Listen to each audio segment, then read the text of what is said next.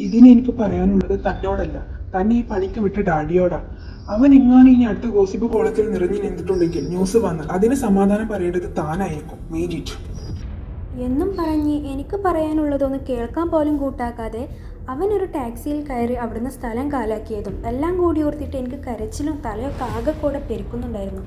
അപ്പോഴാണ് ഞാൻ കയ്യിലെ വാച്ചിൽ സമയം നോക്കുന്നത്. ഇപ്പോൾ ഞാൻ ഇവിടുന്ന് പുറപ്പെട്ടാൽ ആർട്ട് സ്റ്റോണിൽ കൃത്യസമയത്ത് എത്താൻ കഴിയില്ലെന്ന് മനസ്സിലായെങ്കിലും ചെഞ്ചുവിനെ ഓർത്തപ്പോൾ ഞാൻ മറുത്തൊന്നും ചിന്തിക്കാൻ നിൽക്കാതെ എൻ്റെ ഹീൽസ് ഊരി കയ്യിൽ പിടിച്ചിട്ട് പാർക്കിങ്ങിലേക്ക് ഓടിപ്പോയി കാറിലേക്ക് കയറി സ്പീഡിൽ കാറ് പറപ്പിച്ചു വിട്ടു. എന്നൊക്കെ പുലുമ്പിക്കൊണ്ട് കരച്ചിലൊക്കെ കടിച്ചു പിടിച്ച് വെച്ച് ഞാൻ ആർട്ട് സ്റ്റോണിലേക്ക് കാർ ഓടിച്ചെങ്കിലും ഞാൻ അവിടെ എത്തിയപ്പോഴേക്കും 11 മണിയൊക്കെ കഴിഞ്ഞിരുന്നു. ഇതിനിടയിൽ പലതവണ എൻ്റെ ഫോൺ റിങ് ചെയ്തിരുന്നു, പക്ഷേ അങ്ങോട്ട് എനിക്ക് ശ്രദ്ധ കൊടുക്കാൻ പറ്റിയില്ലായിരുന്നില്ല. ആർട്ട് സ്റ്റോണിൻ്റെ അകത്തേക്ക് ഓടിക്കയറി ചെന്ന് ഞാൻ അവിടെയൊക്കെ അവന് വേണ്ടി കണ്ണ് പായിച്ചു.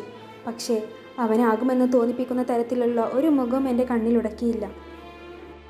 Please don't go Chenchu, please. Chenchu.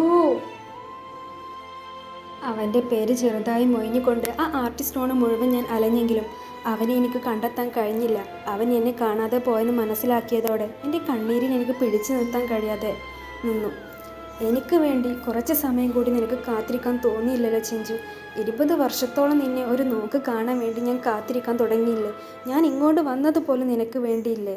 എന്നെ നിനക്ക് അറിയുന്നതല്ലേ? എന്നിട്ടും എന്തിനാ എന്നെ ഇങ്ങനെ വിഷമിപ്പിക്കുന്നത്? വൈ എന്നും ചോദിച്ചുകൊണ്ട് ഞാൻ മുഖം പൊത്തി പിടിച്ച് കരഞ്ഞിട്ട് അവിടെ നിലത്ത് മുട്ടികൊത്തിയിരുന്നു. എത്ര നേരം അങ്ങനെ ഇരുന്ന് കരഞ്ഞെന്ന് എനിക്കറിയില്ല. എന്നെ കടന്നു പോകുന്ന പലരും എന്നെ നോക്കി എന്തൊക്കെ അടക്കം പറയുന്നതൊക്കെ ഞാൻ അറിയുന്നുണ്ടെങ്കിലും അവിടെ നിന്നൊന്നും അനങ്ങാൻ പോലും എനിക്ക് തോന്നിയില്ല. പെട്ടെന്ന് നിർത്താതെ അടിക്കുന്ന എൻ്റെ ഫോണിൻ്റെ റിങ് കേട്ടാണ് ഞാൻ കരച്ചിൽ നിർത്തി മുഖത്തു നിന്നും കൈയെടുത്തത്. സ്ക്രീനിൽ ജിയ എന്ന പേര് കണ്ടതും അവളെ എളിച്ചുകൊണ്ട് നിൽക്കുന്ന ഒരു ഫോട്ടോ തെളിഞ്ഞു കണ്ടപ്പോൾ ഞാൻ കണ്ണൊക്കെ അമർത്തി തുടച്ചിട്ട് ശബ്ദം ശരിയാക്കി കോൾ എടുത്തു. ഹലോ ജിയ. ലക്കി, നീ ഇതെവിടെയാ? എം ഡി നിന്നെ അന്വേഷിക്കുന്നുണ്ട്. പുള്ളിക്കാരൻ ഭയങ്കര ദേഷ്യത്തിലാ. നീ വേഗം വാ ഓഫീസിലേക്ക്. പെട്ടെന്ന് വരാൻ നോക്ക്, കുഗ്ലി. അതും പറഞ്ഞ് അവൾ കോള് കട്ടാക്കിയപ്പോൾ ഞാൻ ഫോൺ താഴ്ത്തി വെച്ചിട്ട് മൂക്ക് വലിച്ച് കണ്ണു തുടച്ചുകൊണ്ട് അവിടെ നിന്ന് എണീറ്റ് നിന്നു. പ്രതീക്ഷയിട്ട് കൂടെ എൻ്റെ കണ്ണുകൾ വീണ്ടും ചെഞ്ചുവിന് വേണ്ടി അവിടെ പരതി നടന്നു. അവൻ അവിടെ ഇല്ലെന്ന് അതോടെ ഉറപ്പായതും എൻ്റെ മൈൻഡ് മൊത്തം ബ്ലാങ്കായി മാറിയിരുന്നു. ഞാൻ അവിടെ നിന്ന് ഒരു യന്ത്രം കണക്കെ ഇറങ്ങിയിട്ട് കാറിലേക്ക് കയറി നേരെ ഓഫീസിലേക്ക് ലക്ഷ്യമാക്കി വണ്ടിയെടുത്തു. അപ്പോഴും എൻ്റെ ചിന്തകളൊന്നും ഇവിടെയില്ല. ഏതോ ലോകത്തെന്ന പോലെ ഞാൻ ഓഫീസിൽ ചെന്നിറങ്ങിയിട്ട് ചെരുപ്പൊന്നും ഇടാതെ അതേപടി ഓഫീസിൻ്റെ അകത്ത് കയറിപ്പോയി.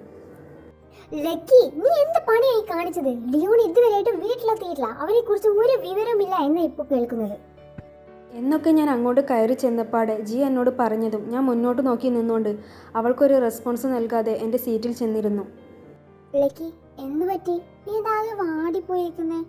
വയ്യേ? Lucky, come to my cabin.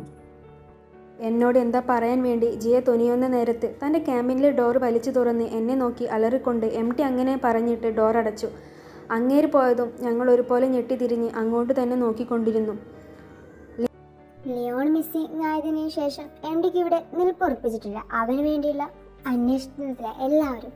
നീയാണ് ലിയോണിനെ മിസ്സാക്കിയത്. എല്ലാത്തിനും കാരണം നീയാണെന്നാണ് ഇവിടെയുള്ള സ്റ്റാഫൊക്കെ ഇപ്പൊ പറയുന്നത് എന്നൊക്കെ തുടങ്ങി ജിയെ വേറെ എന്തൊക്കെയോ പറയാൻ നിന്നെങ്കിലും ഞാൻ അതൊന്നും കേട്ട ഭാവം നടിക്കാതെ സീറ്റിൽ നിന്ന് എണീറ്റ് MDയുടെ ക്യാമ്പിൽ ലക്ഷ്യമാക്കി നടന്നു നീങ്ങി.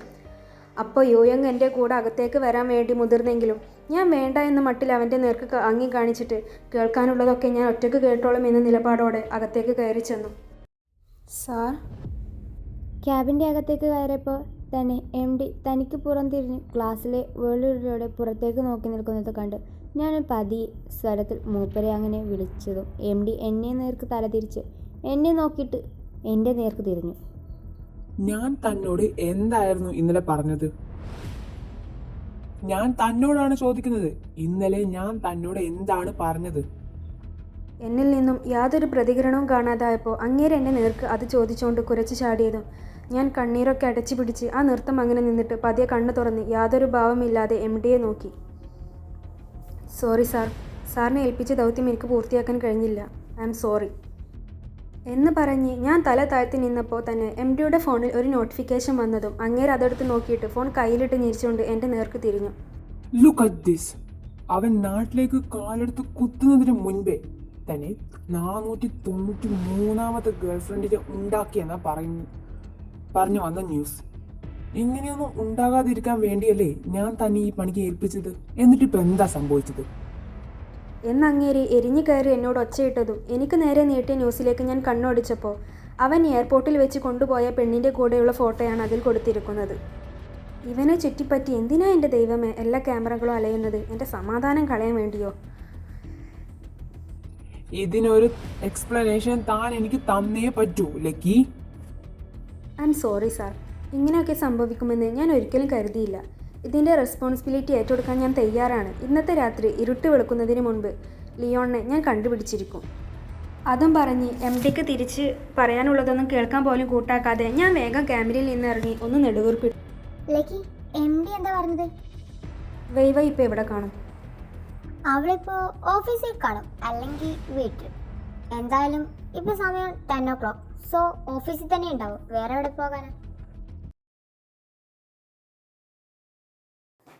വൈ ലിയോണിൻ്റെ ലാസ്റ്റ് ന്യൂസ് നീയല്ലേ വൈബിയിൽ പോസ്റ്റ് ചെയ്ത്? അവ ഇപ്പോൾ എവിടെ ഉണ്ട്?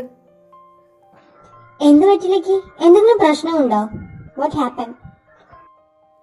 പ്രശ്നം തന്നെയുള്ളൂ എൻ്റെ ലൈഫിൽ. ഒരുത്തൻ എന്നോട് ഹെഡ് ആൻഡ് സിക്ക് കളിച്ച് നടന്ന് എന്നെ 5 വർഷം പൊട്ടിയാക്കി. ഇപ്പോൾ ദാ വേറൊരു മാരണത്തെയും കൂടി ഇങ്ങോട്ട് ലാൻഡിയിരിക്കുന്നു, ലിയോൺ. അവൻ വന്നിറങ്ങിയപ്പോൾ മുതൽ എനിക്കിവിടെ തലവേദനയാണ്. ദേഷ്യം കൺട്രോൾ ചെയ്യാൻ കഴിയാതെ പല്ലുറുമി കൈ ചുരുട്ടി പിടിച്ചുകൊണ്ട് ഞാൻ പറഞ്ഞതും എൻ്റെ ഇങ്ങനെയൊരു വേർഷം കണ്ടിട്ടില്ലാത്തത് കൊണ്ട് ബൊഹയും വേവയും ഒരുപോലെ എന്നെ തന്നെ കണ്ണിമ വെട്ടാതെ നോക്കുന്നുണ്ട്. അവനിപ്പോൾ ബർഗറി ഹോട്ടലിലുണ്ട്. അതിന് മുന്നിൽ നിന്നെടുത്ത ഫോട്ടോ അല്ലേ ഇത്? അവനെയും അവൻ്റെ 493ാമത്തെ ഗേൾഫ്രണ്ടിനെയും ഞാൻ വേണ്ടത് കൊടുത്തോളാം എന്നും പറഞ്ഞ് ഞാൻ ദേഷ്യത്തിൽ ചാനലിൽ നിന്ന് ഇറങ്ങിയതും വേവയും ബോഹയും ഒരുപോലെ എന്നോട് എന്തോ പറയാൻ മുതിർന്നെങ്കിലും ഞാൻ അതൊന്നും കേൾക്കാൻ കൂട്ടാക്കാതെ ഹോട്ടൽ ലക്ഷ്യമാക്കി നീങ്ങി. അവനെ കൈയോടെ പൊക്കി MDയുടെ മുന്നിൽ കൊണ്ടുപോയി നിർത്തിയിട്ട് 4 ഡയലോഗും കാച്ചി ഒരു പോക്ക് പോകാനാണ് ഇപ്പോൾ എൻ്റെ പ്ലാൻ. അങ്ങനെ ചിലതൊക്കെ മനസ്സിൽ കണക്ക് കൂട്ടിക്കൊണ്ട് ഞാൻ ഹോട്ടലിലെ പാർക്കിങ്ങിൽ വണ്ടി നിർത്തി ഹോട്ടലിലേക്ക് കയറി ചെന്നു. കാലിൽ ചെരുപ്പൊന്നുമില്ലാത്തത് കൊണ്ട് തന്നെ അവിടെ നിന്ന് സെക്യൂരിറ്റിയൊക്കെ എന്നെ വല്ലാത്ത മട്ടിൽ നോക്കുന്നുണ്ടായിരുന്നു. പൊട്ടിയെ പോലെ ഹീല് മുട്ടുകൊണ്ട് കയറി വന്നിരുന്ന അതിലേറെ രൂക്ഷമമായി പലരുടെയും നോട്ടം. അതൊന്നും വലിയ മെയിൻറ്റ് ചെയ്യാതെ ഞാൻ ഫോണിലുള്ള വെയ്ബോയിലെ ഫോട്ടോയിലേക്ക് നോക്കിക്കൊണ്ട് ഇത് തന്നെയാണ് സ്ഥലമെന്ന് കൺഫേം ആക്കി റിസപ്ഷൻ്റെ അടുത്തേക്ക് നടന്നു. എക്സ്ക്യൂസ് മീ, ലിയോൺ എന്ന പേരിൽ ആരെങ്കിലും ഇവിടെ റൂം എടുത്തിട്ടുണ്ടോ എന്ന് അവളോട് ചോദിച്ചപ്പോൾ അവൾ വെയിറ്റ് 10 സെക്കൻഡ് എന്നും പറഞ്ഞ് സിസ്റ്റത്തിലേക്ക് നോട്ടം തെറ്റിച്ചതും എനിക്കെന്നെ ക്ഷമ നശിക്കുന്ന പോലെ തോന്നുന്നുണ്ട്. സോറി മാം, അങ്ങനൊരു പേരിൽ ആരും ഇവിടെ റൂം എടുത്തിട്ടില്ല എന്ന് അവൾ പറയുന്നത് കേട്ട് വിശ്വസിക്കാൻ കഴിയാതെ ഞാൻ വാട്ട് എന്നലറി. നോ വേ, അവൻ ഇവിടെ തന്നെയുണ്ട്, കൂടെ ഒരു പെണ്ണുമുണ്ട്, ഇവരിങ്ങോട്ട് വന്നിട്ടില്ലേ? അതും ചോദിച്ചുകൊണ്ട് വെയ്ബോയിൽ പിന്നെ പിക്ക് കണ്ട് അവർക്ക് നേരെ കാണിച്ചതും അവൾ എന്തോന്ന് ഓർത്ത് പോലെ വീണ്ടും സിസ്റ്റത്തിലേക്ക് നോട്ടം തിരിഞ്ഞു. അവർ റൂം ബുക്ക് ചെയ്തിരിക്കുന്നത് എലീസയുടെ പേരിലാണ്. Room number 1208 Batman. Room number കേട്ടപ്പോൾ തന്നെ ആ റിസപ്ഷൻസിൻ്റെ ബാക്കി പറയുന്നത് കേൾക്കാൻ പോലും കൂട്ടാക്കാതെ ഞാൻ പെട്ടെന്ന് തന്നെ അവിടെ നിന്ന് ഓടി ലിഫ്റ്റിലേക്ക് കയറി 12ാമത്തെ നിലയിലെത്തിയിരുന്നു. അവിടെ എത്തിയതും ആ റൂമിൻ്റെ മുന്നിലെത്തിയപ്പോൾ ഉള്ളിലെ ദേഷ്യമൊക്കെ അടക്കി വെച്ച് വേണോ വേണ്ടെന്ന മട്ടിൽ ഡോറിൽ ആഞ്ഞുമുട്ടി. അപ്പോൾ തന്നെ ഏതൊരുത്തി അകത്തു നിന്ന് കമ്മിയും പറഞ്ഞ് ഡോറ് തുറക്കുന്ന ശബ്ദമൊക്കെ കേട്ടതും കൺട്രോൾ ലക്കിയെന്നും എന്നോട് തന്നെ പറഞ്ഞ് എൻ്റെ ദേഷ്യമൊക്കെ നിയന്ത്രിക്കാൻ നോക്കി. Who are you? ഡോറ് തുറന്ന ഉടനെ വാതിൽ ചാരിക്കൊണ്ട് അവൾ എന്നെ അടിമുടി കണ്ണൊഴിഞ്ഞ് അത് ചോദിച്ചതും അവളെ ഷോ കണ്ടു നിൽക്കാൻ തീരെ താല്പര്യമില്ലാത്തതുകൊണ്ട് ഞാൻ അവളെ തള്ളി മാറ്റി അകത്തേക്ക് കയറിയിട്ട് ആ റൂം മുഴുവൻ അവന് വേണ്ടിയുള്ള തിരച്ചിൽ നടത്തി. Hey, what's wrong with you? Get off from my bedroom. I will call the police. ഹെലിസ, അതല്ലേ നിൻ്റെ പേര്? നിൻ്റെ കൂടെ ഇങ്ങോട്ട് വന്ന അവനെവിടെ? ഞാൻ അവനെ തേടിയാ വന്നത്. വേർ ഈസ് ഹിം എന്ന് അവിടെയുള്ള തേടലൊക്കെ നിർത്തി ഞാൻ അവളെ നേർക്ക് തിരിഞ്ഞു ചോദിച്ചപ്പോൾ അവൾ എന്ത് എന്ന മട്ടിൽ 2 കൈയും അലർത്തി നെറ്റി ചൊളിച്ച് എക്സ്പ്രഷൻ ഇട്ടതും ഞാൻ പല്ലുറുമിക്കൊണ്ട് ഫോണിൽ അവരെ ഫോട്ടോ കാണിച്ചു കൊടുത്തു എന്നും ഞാൻ പറഞ്ഞപ്പോൾ അവൾ ഫോണിലെ അവരെ ഫോട്ടോയിലേക്ക് നോക്കിയിട്ട് എന്തൊക്കെ ഇംഗ്ലീഷിൽ പുലുമിക്കൊണ്ട് എൻ്റെ നേർക്ക് തിരിഞ്ഞു. അവൻ ഇവിടെ നിന്നും കുറച്ച് മുമ്പ് പോയി. I don't know what's wrong with him, but അവൻ എന്നെ ഇവിടെ തനിച്ചാക്കി അവൻ്റെ ക്രെഡിറ്റ് കാർഡും തന്നിട്ട് പോയതാ എന്നും പറഞ്ഞ് അവൾ ആ കാർഡ് എനിക്ക് നേരെ കാണിച്ചു തന്നതും ആ കോപ്പി ഇനിയിപ്പോൾ എവിടെ പോയെന്ന് ചിന്തിച്ചുകൊണ്ട് ആകെ തല പെരുത്ത് ഞാൻ അരയിൽ കൈവച്ചു. അവൻ എനിക്കൊരു തീരാത്ത തലവേദനയായി മാറുമെന്ന് അതോടെ ഉറപ്പായതും ഇരുട്ടുന്നതിന് മുമ്പ് അവനെ കൊണ്ട് MDയുടെ മുന്നിൽ എത്തുമെന്ന ദൃഢപ്രതിജ്ഞ എടുത്ത് ഞാൻ ഹോട്ടലിൽ നിന്നും എരോടെ ഇറങ്ങി ഓടി എങ്ങോട്ടൊന്നില്ലാതെ കാർ ഓടിച്ചു പോയി. ലിയോൺ, എവിടെ പോയി കിടക്കാടാ നീ? അവനെ തേടിക്കൊണ്ടുള്ള അന്വേഷണം മടുത്ത് ഒടുക്കം തല പെരുത്ത് അവൾ ചെന്ന് കയറുന്നത് ഒരു ഡാൻസ് ബാറിലേക്കായിരുന്നു. അവളുടെ ഫ്രണ്ടിൻ്റെ കൂടെ പലപ്പോഴും അങ്ങോട്ട് വന്നിട്ടുണ്ടെങ്കിലും ആദ്യമായിട്ടാണ് അവൾ ഒറ്റയ്ക്ക് പോകുന്നത്. വന്നതും പോരാഞ്ഞ് 2 ബിയർ മിനി ബോട്ടിൽ ഒറ്റയടിക്ക് കുടിച്ചു തീർത്തു ഫിറ്റായിട്ടിരിക്കുക. ഇതുവരെ മദ്യം എന്താന്ന് പോലെ അറിയാത്ത ഞാൻ ഇന്ന് ചെഞ്ചും ആ ലിയോണും കാരണം അതിൻ്റെ രുചിയും അറിഞ്ഞു. ചെഞ്ചു, നിന്റെ സ്വന്തം പെങ്ങളൊരു നോക്ക് കാണാനോ കൺമുന്നിലേക്ക് വരാനോ താല്പര്യമില്ലാതെ എവിടെ പോയി മറഞ്ഞിരിക്കുന്നിട തെണ്ടി ബ്രോ എന്ന് അവനോടുള്ള ഒരു ഈർഷ്യത്തോടെ പറഞ്ഞിട്ട് ഒരു ബോട്ടിൽ ബിയർ കൂടി മോന്തി ഞാൻ ടേബിളിലേക്ക് ആ ബോട്ടിൽ വലിയ ഒച്ചത്തോടെ എടുത്തു വെച്ചു.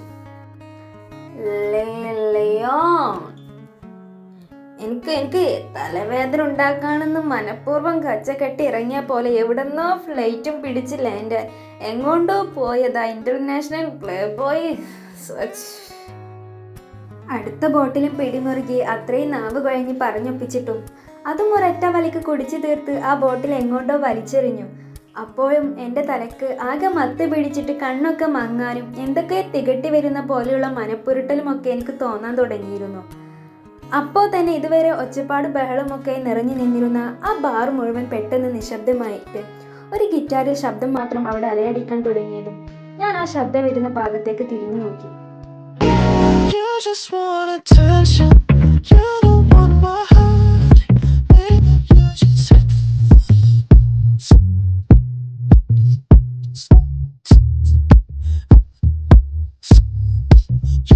making sure I'm never getting over you.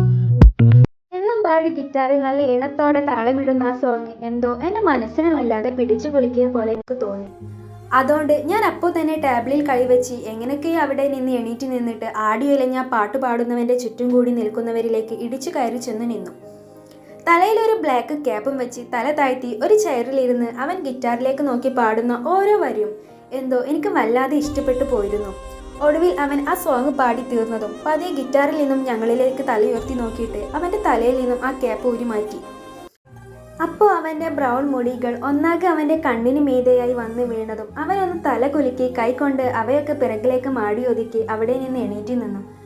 അപ്പോൾ തന്നെ എൻ്റെ കണ്ണിലേക്ക് തുളച്ച് കയറും വിധം ഒരു ലൈറ്റ് അവിടെ തെളിഞ്ഞതും ഞാൻ കണ്ണിന് കുറുകെ കൈവച്ച് അവൻ്റെ മുഖത്തേക്ക് സൂക്ഷിച്ചു നോക്കി.